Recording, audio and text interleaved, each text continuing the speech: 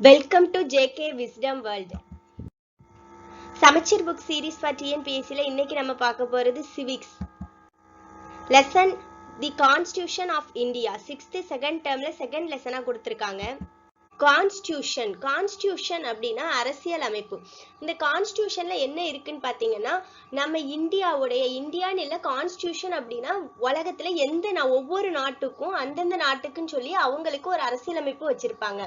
அந்த அரசியல் அமைப்புல அந்த நாட்டுடைய கொள்கைகள், அந்த நாடுடைய ஐடியாஸ், பிரின்சிபல்ஸ், லாஸ், இது எல்லாம் இருக்கிற ஒரு ஆத்தென்டிக் டாக்குமெண்ட், ஒரு சட்டபூர்வமான ஒரு டாக்குமெண்ட் தான் கான்ஸ்டியூஷன். அந்த கான்ஸ்டியூஷன்ல என்னெல்லாம் இருக்குன்னா, அது நம்மளுடைய உரிமைகள், கடமைகள், அதாவது defines rights and duties of citizens. அது நம்மளுடைய நாட்டை கவர்ன் பண்றதுக்கு நிறைய லாஸ் தேவை. அந்த லாஸ்க்கு எல்லாமே ஒரு ஆரிஜினா இருக்கிறது கான்ஸ்டியூஷன் தான். அந்த கான்ஸ்டியூஷன் தான் ஒரு அடிப்படையா இருக்கு, நாட்டுடைய சட்டத்திற்கு அடிப்படையாக இருப்பது கான்ஸ்டியூஷன். அண்ட் ஒவ்வொரு கண்ட்ரீஸ்க்கும் அவங்கவுங்க கான்ஸ்டியூஷன்ஸ் வச்சிருப்பாங்க. அது ரிட்டன் கான்ஸ்டியூஷனாகவும் இருக்கலாம், அன்ரிட்டன் கான்ஸ்டியூஷனாகவும் இருக்கலாம். நம்ம இந்தியாவை பொறுத்த வரைக்கும் நம்ம ரிட்டன் கான்ஸ்டியூஷன் வச்சிருக்கோம். கான்ஸ்டியூஷன் தான் அல்டிமேட் லா. அந்த லா படி தான் நம்ம எல்லாருமே நடக்கணும். அந்த லாவை மீறி யாருமே நடக்கக்கூடாது. நம்மளோ இல்லைன்னா எம்எல்ஏஸ், எம்பிஸ் எல்லாருக்குமே இந்த கான்ஸ்டியூஷன் தான் அதிகாரத்தை கொடுக்க, அதை அபைட் பண்ணி தான் நம்ம நடக்கணும். கான்ஸ்டியூஷன்ல என்னெல்லாம் இருக்குன்னு பாத்தீங்கன்னா, ஃபண்டமெண்டல் ரைட்ஸ் இருக்கு, directive principles of state policy இருக்கு, ஃபண்டமெண்டல் டியூட்டிஸ் இருக்கு. இன்னும் இந்த கான்ஸ்டியூஷனை பத்தி நம்ம டீடைல்டா அப்கமிங் வீடியோஸ்ல பார்க்கலாம். Next constituent assembly. அதாவது இந்த கான்ஸ்டியூஷனை உருவாக்குனது என்னன்னா, இந்த கான்ஸ்டியூயன்ட் அசம்பிளி தான் கான்ஸ்டியூஷனை உருவாக்குச்சு. இது எப்போ கான்ஸ்டியூஷன் அசம்பிளி கிரியேட் பண்ணாங்கன்னா 1946ல கிரியேட் பண்ணுவாங்க. அதுல 389 மெம்பர்ஸ் இருப்பாங்க. இந்தியா முழுக்க இருந்து மொத்தம் 389 உறுப்பினர்களை கொண்ட ஒரு அரசியலமைப்பு வரைவு குழு, அதுதான் கான்ஸ்டியூயன்ட் அசம்பிளி. அதோட சேர்மன் யாருன்னா ராஜேந்திர பிரசாத். மெம்பர்ஸ் 389 மெம்பர்ஸ் இருக்காங்க. நம்மளுக்கு ஃபெமிலியரான மெம்பர்ஸ் யாரெல்லாம் பாத்தீங்கன்னா, ஜவஹர்லால் நேரு மெம்பரா இருப்பாரு, சர்தார் வல்லபாய் பட்டேல், மௌலானா ஆசாத், ராதாகிருஷ்ணன், விஜயலட்சுமி பண்டிட், சரோஜினி நாயுடு, இவங்க எல்லாருமே இதுல மெம்பர்ஸா இருப்பாங்க. விமன் மெம்பர்ஸ் அப்படின்னு பாத்தீங்கன்னா 15 பேர் இருப்பாங்க. இந்த 389ல 15 பேர் விமனா இருந்தாங்க. ஃபர்ஸ்ட் டைம் இந்த கான்ஸ்டியூயன்ட் அசம்பிளி மீட்டிங் நடந்தது 9th டிசம்பர் 1946ல நடந்தது. இந்த கான்ஸ்டியூஷன் எழுதுறதுக்காக மொத்தமா 64 லட்சம் ரூபாய் செலவு பண்ணியிருக்காங்க. 64 lakhs ஸ்பெண்ட் பண்ணியிருக்காங்க. கான்ஸ்டியூஷனை நம்ம கிட்டத்தட்ட ஒரு 60 நாடுகள்ல இருந்து அவங்களுடைய கான்ஸ்டியூஷனை கம்பேர் பண்ணி தான் நம்ம கான்ஸ்டியூஷனை ரெடி பண்ணியிருக்கோம். அது இந்தியாவோட கல்ச்சருக்கு எப்படி அடாப்ட் பண்ணலாம், அங்க உள்ள ஒரு ஐடியாவை எடுத்து அது இந்தியாவுக்கு எப்படி சூட்டபிளா இருக்கும், அந்த மாதிரி யோசிச்சு கிட்டத்தட்ட ஒரு 60 நாடுகளுடைய கான்ஸ்டியூஷனை ஆராய்ச்சி பண்ணி தான் கான்ஸ்டியூயன்ட் அசம்பிளி நம்மளுடைய இந்தியன் கான்ஸ்டியூஷனை எழுதியிருக்காங்க. கான்ஸ்டியூஷன் அந்த ரெடி பண்ணிக்கிட்டு இருக்கச்சிலேயே நியர்லி ஒரு 2000 அமெண்ட்மெண்ட்ஸ் அவங்க பண்ணி தான் கான்ஸ்டியூஷனை ஃபைனல் ஷேப்புக்கு கொண்டு வந்தாங்க. Next drafting committee. கான்ஸ்டியூயன்ட் அசம்பிளில 389 மெம்பர்ஸ் இருந்தாலும் இந்த ஒரு இதா ரெடி பண்றதுக்காக டிராஃப்டிங் கமிட்டி அப்படின்னு ஒரு கமிட்டி போடுவாங்க. அந்த கமிட்டியோட சேர்மன் யாருன்னா அம்பேத்கர். கான்ஸ்டியூயன்ட் அசம்பிளியோட சேர்மன் யாருன்னா ராஜேந்திர பிரசாத். ஆனா இந்த டிராஃப்டிங் கமிட்டிக்கு சேர்மன் அம்பேத்கர். அதுக்கு அட்வைசரா இருந்தது BN ராவ். அதுல 8 மெம்பர்ஸ் இருப்பாங்க. Ambedkar, N Gopalaswamy, KM Munshi, Syed Ahmed Sadullah, PL மிட்டர், N Madhavrao, TT Krishnamachari, TP Khaitan, இவங்க 8 பேருமே அதுல மெம்பர்ஸா இருப்பாங்க டிராஃப்டிங் கமிட்டில. இந்த டிராஃப்டிங் கமிட்டி தான் கான்ஸ்டியூஷனை டிராஃப்ட் பண்ணும். அந்த டிராஃப்ட் பண்ண கான்ஸ்டியூஷனை கான்ஸ்டியூயன்ட் அசம்பிளில கொண்டு போய் கொடுப்பாங்க. அங்க இன்னும் அதுல 2000 அமெண்ட்மெண்ட்ஸ் கிட்ட பண்ணணும்னு சொன்னாலும் அப்போ அங்க டிபேட் நடக்கும். இந்த ப்ரொவிஷன் வைக்கலாமா வேண்டாமா, அந்த மாதிரி டிபேட் நடந்து அப்படியே ஃபைனல் ஷேப்புக்கு கொண்டு வருவாங்க. இந்த கான்ஸ்டியூஷனை மேக் பண்றதுக்கு 2 years 11 months 17 days ஆச்சு.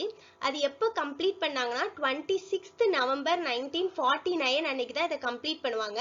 நம்ம ஃபர்ஸ்ட் மீட்டிங் எப்போ பார்த்தோம், 9th டிசம்பர் 1946. பாத்தீங்கன்னா நியர்லி 2 years 11 months 17 days ஆயிருக்கு.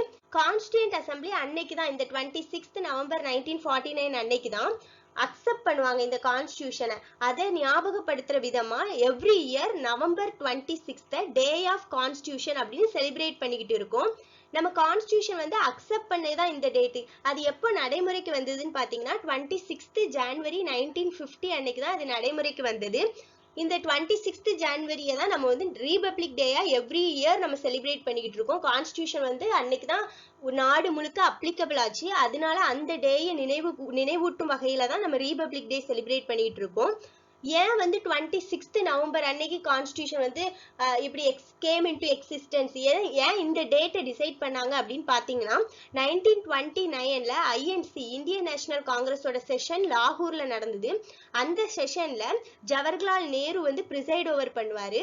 அவர் வந்து டே ஆஃப் பூர்ண ஸ்வராஜ் அப்படின்னு சொல்லி பூர்ண ஸ்வராஜ்க்கு ரெசல்யூஷன் பாஸ் பண்ணுவார். அதாவது முழு சுதந்திரம், day of complete self governance அப்படின்னு சொல்லி அந்த டேயை வந்து டிக்ளேர் பண்ணுவாங்க. டிக்ளேர் பண்ணிட்டு ஃபர்ஸ்ட் இண்டிபெண்டன்ஸ் டே வந்து 26th January 1930ல நம்ம செலிப்ரேட் பண்ண போறோம் அப்படிங்கிற ஒரு அனௌன்ஸ்மெண்ட்டையும் கொடுத்துருவாங்க. யூஸ்வலா வந்து இந்தியன் நேஷனல் காங்கிரஸோட செஷன் பாத்தீங்கன்னா டிசம்பர் மந்த்ல தான் நடக்கும், டிசம்பர் எண்ட்ல தான் நடக்கும். ஸோ நெக்ஸ்ட் இயர் அப்படிங்கச்சுல 26th January 1930 டிசைட் பண்ணி அன்னைக்கு தான் ஃபர்ஸ்ட் இண்டிபெண்டன்ஸ் டே செலிப்ரேட் பண்ணாங்க. அதை ஞாபகப்படுத்தணும் அப்படிங்கிறதுக்காக தான் அந்த டேலயே நம்ம கான்ஸ்டியூஷனை வந்து கேம் இன்டு எக்ஸிஸ்டன்ஸ் அப்படின்னு சொல்றாங்க. கான்ஸ்டியூஷன் டிராஃப்ட் பண்ணி வரச்சுல ஒரிஜினல் கான்ஸ்டியூஷன்ல 395 ஆர்டிகிள்ஸ் இருக்கும், 22 பார்ட்ஸ் இருந்துச்சு, 8 ஷெட்யூல்ஸ் இருந்தது.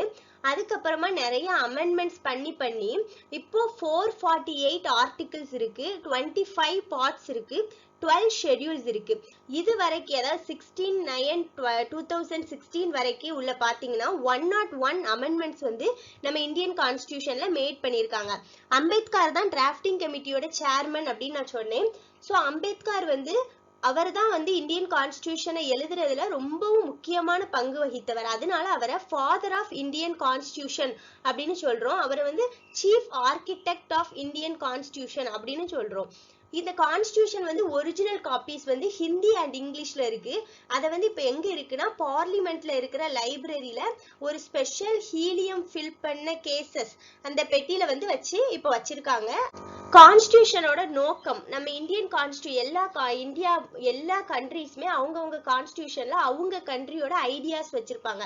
அதே மாதிரி நம்ம இந்தியன் கான்ஸ்டியூஷன்லயும் நம்ம அப்ஜெக்டிவ்ஸ் இருக்கு. என்னன்னு பாத்தீங்கன்னா ஃபர்ஸ்ட் பிரியாம்பிள் என்னன்னா ப்ரிஃபேஸ் ஆஃப் தி கான்ஸ்டியூஷன், நம்மளுடைய அரசியலமைப்புக்கு வந்து ஒரு முன்னுரை மாதிரி இருக்கிறது தான் பிரியாம்பிள். அந்த பிரியாம்பிள் என்ன சொல்லியிருக்காங்கன்னா ஜஸ்டிஸ், நீதி, லிபர்ட்டி, ஈக்வாலிட்டி, ஃப்ரெட்டர்னிட்டி, இந்த மாதிரி நம்ம இந்தியாவுடைய ஐடியாஸை வந்து கொடுத்துருக்காங்க. ஜஸ்டிஸ், லிபர்ட்டி, ஈக்வாலிட்டி, ஃப்ரெட்டர்னிட்டி, அதுதான் இந்தியன் கான்ஸ்டியூஷனோட ஐடியாஸ். அண்ட் இந்தியாவில் என்ன சவேரியன், சோசியலிஸ்ட், செக்யூலர், டெமோக்ராட்டிக், ரீபப்ளிக், இந்த 5 விஷயம் தான் இந்தியாவோட நேச்சர். அதாவது சவேரியன்னா உயர்ந்த அதிகாரம், நம்மளுடைய உயர்ந்த அதிகாரம் வந்து மக்களிடம் தான் இருக்கு. சோசியலிஸ்ட்னு பாத்தீங்கன்னா பொது உடைமை கொள்கையை தான் நம்ம ஃபாலோ பண்றோம். செக்யூலர் மதச்சார்பின்மையை ஃபாலோ பண்றோம். டெமோக்ராட்டிக் மக்களாட்சி, ரீபப்ளிக் குடியரசு, இந்த மாதிரி கொள்கைகள் எல்லாம் இந்தியால ஃபாலோ பண்றோம். சவேர்னிட்டி அப்படின்னா என்னன்னா ultimate power of the country, அதாவது ஒரு உயர்ந்த அதிகாரம் யார்கிட்ட இருக்குன்னா வித் பீப்புள், மக்கள்கிட்ட இருக்கு. நம்ம இந்தியாவோட பாப்புலேஷன் பாத்தீங்கன்னா ரொம்ப பெருசு. இவ்வளவு பெரிய பாப்புலேஷன்ல நம்மளால டைரக்டா ரூல் பண்ண முடியாது. இப்ப சுவிட்சர்லாந்து பாத்தீங்கன்னா அங்க வந்து டைரக்ட் டெமோக்ரஸி இருக்கு. அவங்க வந்து பீப்புள் வந்து பாப்புலேஷன் ரொம்ப கம்மி, அதனால அவங்க டைரக்டாவே ரூல் பண்றாங்க. நம்ம இவ்வளவு பெரிய பாப்புலேஷனை வச்சுக்கிட்டு நம்ம டைரக்டா ரூல் பண்ண முடியாது. அதனால நம்ம வந்து எம்பிஸ் அண்ட் எம்எல்ஏஸ் வந்து நம்ம வந்து ஸ்டேட்லனா எம்எல்ஏஸ், அதே சென்ட்ரல் கவர்மெண்ட்லனா எம்பிஸ் நம்ம வந்து எலெக்ட் பண்ணி அவங்கள ஒரு ரெப்ரசன்டேட்டிவா வச்சிருக்கோம். பீப்புளோட ரெப்ரசன்டேட்டிவா அவங்கள வச்சு அவங்க ரூல் பண்றாங்க. ஸோ ரெப்ரசன்டேட்டிவ்ஸ் ஆஃப் பீப்புள்கிட்ட என்ன ரைட்னா அவங்க டிசைட் மட்டும் தான் பண்ண முடியும். அவங்களுக்கு நம்ம டிசைட் பண்றதுக்கு பவர் கொடுத்துருக்கோம், அவ்வளவுதான். Only right to decide is with them. Secularism, இந்த கான்செப்ட்லாம் நம்ம already understanding diversity, achieving equality, இந்த லெசனோட வீடியோஸ்லாம் நம்ம பேசியிருக்கோம். இந்த வீடியோஸ் நீங்க இன்னும் பார்க்கல அப்படின்னா டிஸ்கிரிப்ஷன்ல லிங்க் இருக்கும், நீங்க போய் பார்த்துக்கலாம். அதாவது செக்யூலரிசம் மதச்சார்பின்மை அப்படின்னா என்னன்னா ரைட் டு ரிலிஜியன். இந்தியாவை பொறுத்த வரைக்கும் எந்த ஒரு மதத்தையும் சார்ந்து இந்திய அரசியலமைப்பு எழுதப்படவில்லை. இந்தியால எல்லாருக்குமே நம்ம வந்து ரைட் டு ரிலிஜியன் கொடுத்துருக்கோம். அவங்கவுங்களுக்கு பிடிச்ச மதத்தை வந்து ஃபாலோ பண்ணலாம். ஃப்ரீடம் ஆஃப் வர்ஷிப், அவங்களுக்கு எந்த கடவுளை பிடிச்சிருக்கோ அந்த கடவுளை வழிபடலாம். No state religion. கவர்மெண்ட்டுக்குன்னு சொல்லி எந்த ஒரு ரிலிஜியனும் கிடையாது. எல்லா ரிலிஜியனுமே இந்தியால வந்து ஈக்குவல் ஸ்டேட்டஸ் தான். அண்ட் நெக்ஸ்ட் பாத்தீங்கன்னா பார்லிமெண்டரி ஃபார்ம் ஆஃப் கவர்மெண்ட். நம்ம வந்து பார்லிமெண்டரி ஃபார்ம் ஆஃப் கவர்மெண்ட்டை வந்து ஃபாலோ பண்றோம். சென்டர்லயும் சரி ஸ்டேட் லெவல்லையும் சரி நம்ம parliamentary form of government form பண்ணியிருக்கோம். பார்ட்டி வந்து கவர்மெண்ட்டை ஃபார்ம் பண்றாங்க. கவர்மெண்ட் அப்படின்னா என்னன்னா, இப்ப ஸ்டேட் கவர்மெண்ட் எடுத்துக்கிட்டீங்கன்னா சீஃப் மினிஸ்டர் அப்புறம் அதர் மினிஸ்டர்ஸ், இவங்க தான் கவர்மெண்ட். இந்த கவர்மெண்ட் வந்து சட்டமன்றத்துக்குள்ள அவங்க மெம்பர்ஸாவும் இருக்காங்க, அவங்க வந்து மினிஸ்டர்ஸ் வந்து எம்எல்ஏஸாவும் இருக்காங்க. அட் த சேம் டைம் அவங்க மினிஸ்டர்ஸ். இப்போ இந்த மினிஸ்டர்ஸ் வந்து எல்லா விஷயங்களையுமே செய்வாங்க, பாலிசி மேக்கிங் எல்லாமே செய்வாங்க. பட் அவங்க வந்து சட்டமன்றத்தோடைய ஒப்புதல் இல்லாம எதுவுமே செய்ய முடியாது. அதுதான் எக்ஸிக்யூட்டிவ்ஸ். வந்து எக்ஸிக்யூட்டிவ்ஸ் அப்படின்னா யாருன்னா சிஎம், கவுன்சில் ஆஃப் மினிஸ்டர்ஸ். அதே சென்ட்ரல் கவர்மெண்ட்ல பாத்தீங்கன்னா prime minister, council of ministers, இவங்க தான் எக்ஸிக்யூட்டிவ். இவங்க வந்து கலெக்டிவா ரெஸ்பான்சிபிளா இருக்காங்க. சட்டமன்றத்துக்கும் அவங்க பாராளுமன்றத்துக்கும் அவங்க வந்து ரெஸ்பான்சிபிள். ஏதாவது ஒண்ணு செஞ்சாங்க அப்படின்னா பாராளுமன்ற கூட்டத்தொடர்ல வச்சு கொஸ்டின் கேட்பாங்க மினிஸ்டர்ஸ்ட. ஏன் இப்படி செஞ்சீங்க, இந்த கொள்கையில ஏன் இந்த முடிவு எடுத்தீங்க, இந்த திட்டம் ஏன் கொண்டு வந்தீங்க, இந்த மாதிரி எம்எல்ஏஸ் அண்ட் எம்பிஸ் வந்து மினிஸ்டர்ஸ கொஸ்டின் கேட்பாங்க. அதனால அவங்க வந்து மினிஸ்டர்ஸ் வந்து எம்எல்ஏஸ் எம்பிஸ்க்கு வந்து அந்த பாராளுமன்றத்துக்கும் சட்டமன்றத்துக்கும் ரெஸ்பான்சிபிளா இருக்கணும். அண்ட் மெஜாரிட்டி பார்ட்டி வந்து கவர்மெண்ட் ஃபார்ம் பண்ணுவாங்க. எல்லாரும் எலெக்ஷன்ல நிப்பாங்க. அதிகபட்சமான ஓட்டு, அதிகபட்சமான எம்எல்ஏஸ் ஆர் எம்பிஸ் எந்த பார்ட்டி வச்சிருக்காங்களோ அவங்க வந்து அந்த 5 இயர்ஸ்ல அவங்க கவர்மெண்ட் இருக்கும். அதுதான் parliamentary form of government. Next பாத்தீங்கன்னா ஃபண்டமெண்டல் ரைட்ஸ். இந்தியால வந்து ஃபண்டமெண்டல் ரைட்ஸ் நம்ம கான்ஸ்டிடியூஷன்ல கொடுத்திருக்கோம். என்னென்ன ரைட்ஸ் கொடுத்திருக்கோம்னு பாத்தீங்கன்னா ரைட் டு ஈக்குவாலிட்டி, சமத்துவ உரிமை. எல்லாருமே சமம், ஒருத்தரை விட ஒருத்தங்க கூடினவங்க குறைஞ்சவங்க அந்த எந்த ஒரு வேறுபாடும் இல்லாம ரைட் டு ஈக்குவாலிட்டி கொடுத்திருக்காங்க. அண்ட் நெக்ஸ்ட் பாத்தீங்கன்னா ரைட் டு ஃப்ரீடம். நம்ம வந்து ஃப்ரீடம் ஆஃப் ஸ்பீச் இருக்கு, பேச்சுரிமை, நம்மளுடைய கருத்து உரிமை, இந்த மாதிரி நம்மளுக்கு வந்து ஃப்ரீடம் கொடுத்திருக்காங்க. தேர்ட் பாத்தீங்கன்னா ரைட் அகெயின்ஸ்ட் எக்ஸ்ப்ளாய்டேஷன்னா சுரண்டலுக்கு எதிரான உரிமைகள். நம்மளுக்கு வந்து இந்த பாண்டட் லேபர் இந்த மாதிரி விஷயங்கள்லாம் அபாலிஷ் பண்ணியிருக்காங்க. ஏன்னா அது வந்து ஒருத்தங்களை சுரண்டலுக்கு எதிரான உரிமைகள் வந்து நம்ம இந்தியன் கான்ஸ்டிடியூஷன் மக்களுக்கு கொடுத்திருக்கு. நெக்ஸ்ட் பாத்தீங்கன்னா right to freedom of religion, சமயம் சார்ந்த உரிமைகள் இருக்கு. Next cultural and educational rights, அதாவது நம்ம கல்வி மற்றும் கலாச்சார உரிமைகள் இருக்கு. ரைட் டு கான்ஸ்டிடியூஷனல் ரெமிடிஸ், இது என்னன்னா இந்த மேல இருக்கிற கான்ஸ்டிடியூஷன்ல இவ்ளோ ரைட்ஸ் கொடுத்திருக்காங்க, இந்த ரைட்ஸ் எல்லாம் கரெக்டா நடக்கா அப்படின்னு ஒரு செக் பண்ணணும்ல. சும்மா ரைட்ஸ் மட்டும் கொடுத்தா போதாது. நம்ம அதை வந்து யூஸ் பண்ண முடியாம யாராவது நம்ம ரைட்ஸை பறிக்காங்க, நம்மளுடைய உரிமைகளை பறிக்காங்க அப்படின்னா நம்ம அதை காப்பாற்றணும். உரிமைகள் வந்து நம்மளுடைய உரிமைகளை காப்பாற்றுவதற்காக கொடுத்ததுதான் இந்த ரைட் டு கான்ஸ்டிடியூஷனல் ரெமிடிஸ். அதாவது இப்ப நம்மளுக்கு வந்து ஒரு வயலேஷன் நடக்கு, நம்மளுக்கு இந்த ரைட் கிடைக்கல, நம்மளுக்கு யாராவது ஒருத்தங்க பாண்டட் லேபரா நம்மளை வந்து அடிமைப்படுத்துறாங்க, நம்மளுக்கு கல்வி மறுக்கப்படுகிறது, இந்த மாதிரி ஏதாவது நம்ம உரிமைகள்ல ப்ராப்ளம் வந்துச்சுன்னா நம்ம உடனே ஜுடிஷியரி, அதாவது சுப்ரீம் கோர்ட்லயோ இல்ல ஹை கோர்ட்லயோ போய் நம்ம கேஸ் ஃபைல் பண்ணலாம். எனக்கு இது கிடைக்கணும் பட் கிடைக்கல அப்படின்னு நம்மளுடைய உரிமைகள் மறுக்கப்படுற தருணத்துல நம்ம வந்து ஒரு உச்ச நீதிமன்றத்தையோ உயர் நீதிமன்றத்தையோ அணுக முடியும். அதுதான் இந்த ரைட் டு கான்ஸ்டிடியூஷனல் ரெமிடிஸ். இதெல்லாம் நம்ம வந்து அப்கமிங் வீடியோஸ்ல இதை டீடைல்டா பார்க்கலாம். இது வந்து 6th ஸ்டாண்டர்ட் அப்படிங்கறதுனால லெசன்ல நம்மளுக்கு இவ்வளவுதான் கொடுத்திருக்காங்க. இப்ப நம்ம 9th or 10th ஸ்டாண்டர்ட் படிக்கிறதுல இதை பத்தி ஒவ்வொன்றையும் டீடைல்டா படிப்போம்.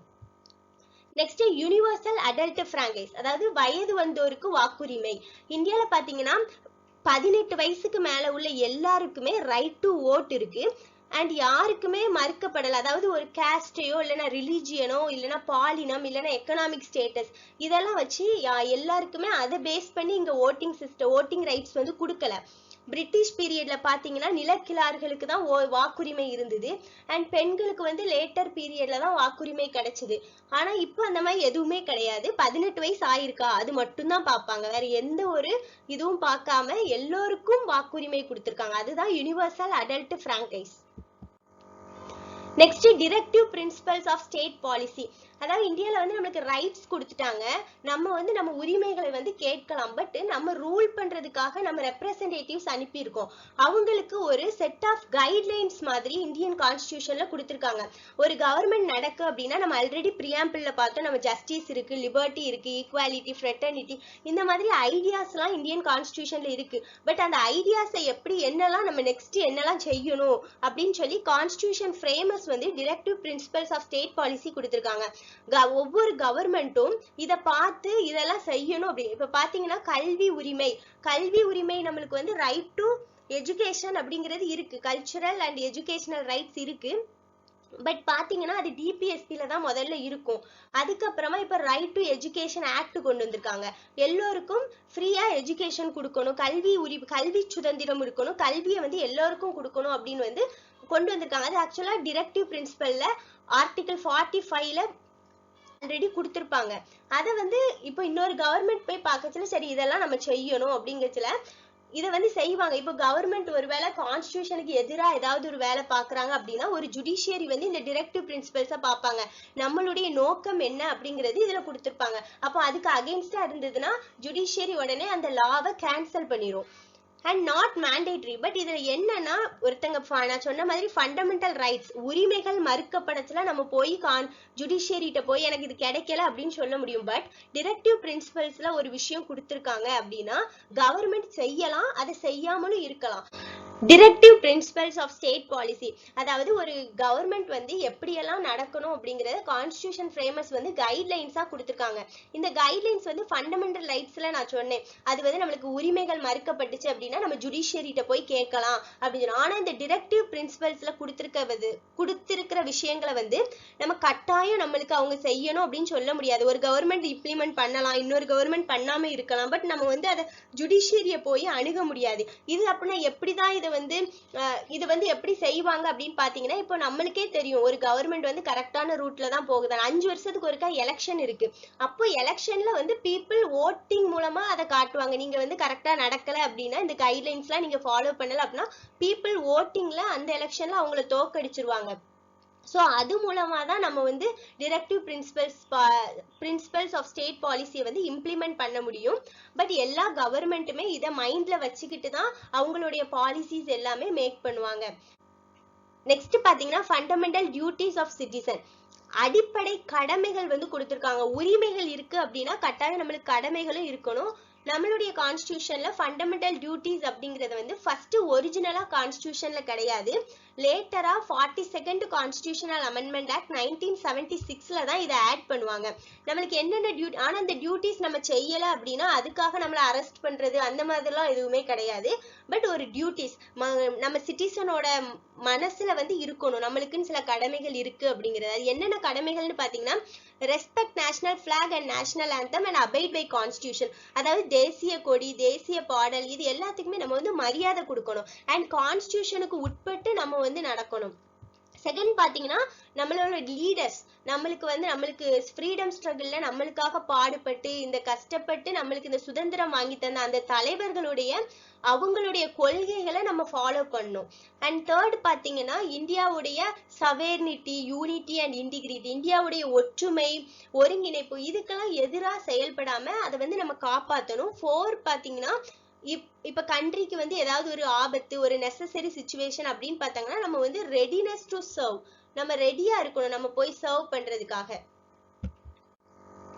5th ஒன் வந்து எல்லாரையுமே பிரதர்ஸ் அண்ட் சிஸ்டர்ஸா நம்ம பார்க்கணும். எந்த ஒரு இன வேறுபாடு இல்லைன்னா மத வேறுபாடு, மொழி வேறுபாடு, இந்த மாதிரி எந்த வேறுபாடும் இல்லாம treating everybody as brothers and sisters. 6th பாத்தீங்கன்னா நம்மளுடைய ஹெரிட்டேஜ், நம்மளுடைய பாரம்பரியத்தை வந்து கன்சர்வ் பண்ணணும். 7th ஒன் வந்து நேச்சுரல் எலமெண்ட்ஸ், அதாவது நம்ம என்விரான்மெண்ட், ஃபாரஸ்ட், ரிவர், லேக், இது எல்லாத்தையுமே பாதுகாக்கணும். 8th ஒன் பாத்தீங்கன்னா சயின்ஸை வந்து டெவலப் பண்ணணும், அறிவியல் பூர்வமா யோசிக்கணும், மனித நேயம், ஹியூமனிட்டியை வளர்க்கணும். அண்ட் ரிஃபார்மேஷன், ஏதாவது ஒரு தவறு நடக்கு அப்படின்னா அதை ரிஃபார்ம் பண்ணணும். அண்ட் 9th ஒன் பாத்தீங்கன்னா வயலன்ஸ் இருக்கக்கூடாது, கவர்மெண்ட் ப்ராப்பர்ட்டி எல்லாத்தையுமே பாதுகாக்கணும். 10th ஒன் பாத்தீங்கன்னா வாழ்க்கையில எல்லா விதத்திலையும் ஒரு எக்ஸலண்டா இருக்கணும், எக்ஸலன்ஸை வந்து நம்ம அச்சீவ் பண்றதுக்காக போராடிக்கிட்டே இருக்கணும். 11th டியூட்டி வந்து ஒரிஜினலா கான்ஸ்டியூஷன்ல 10 டியூட்டி தான் கொண்டு வந்தாங்க. பட் லேட்டரா இந்த 11th டியூட்டி வந்து ஆட் பண்ணாங்க. அது வந்து என்னன்னா 6 வயசுல இருந்து 14 வயசு வரைக்கும் உள்ள குழந்தைகளுக்கு வந்து எஜுகேஷன் கொடுக்கணும். ரைட் டு எஜுகேஷன் ஆக்ட் வந்து பாஸ் பண்ணியிருக்காங்க. என்னைக்குன்னு பாத்தீங்கன்னா 2009ல பாஸ் பண்ணியிருக்காங்க. பட் அது வந்து எப்போ நடைமுறைக்கு வந்ததுன்னு பாத்தீங்கன்னா 1st April 2010ல தான் அது நடைமுறைக்கு வந்தது. Thank you for watching this video. If you like the video, please share and subscribe.